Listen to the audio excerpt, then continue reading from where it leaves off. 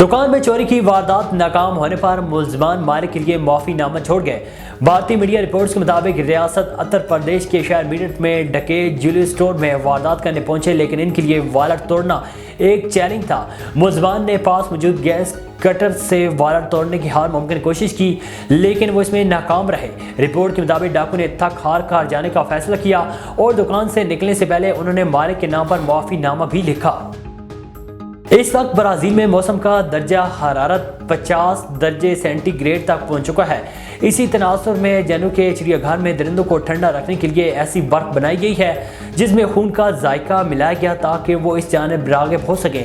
इसके अलावा जिस तरह कुल्फी में बादाम और पिस्ते मिलाए जाते हैं, एंड उसी तरह बर्फ में खून, मुर्गी का गोश्त और इन जानवरों का खून मिलाया गया जो इन दरिंदों की मरहूब ग़िज़ा होती है। यही वजह है कि चिड़ियाघर का शेर सिम्बा और 3 साल से तेंदुआ इसे बहुत पसंद कर रहे हैं। चीनी क्रेन साज कंपनी ने साल के आखिर में अपने मुलाजमीन को $9 करोड़ का इनाम और बोनस दिया। इस वक्त चीन में कोविड-19 के मनफी असरात के बायस मुआशी मसाइल का शिकार है। नोटों का यह पहाड़ 2 मीटर तक बुलंद था और मुलाजमीन आते रहे और अपनी झोले में गड्डियां भर भर कर ले जाते रहे। इनमें से कुछ ने मदद के लिए अपने साथियों को भी बुलाया।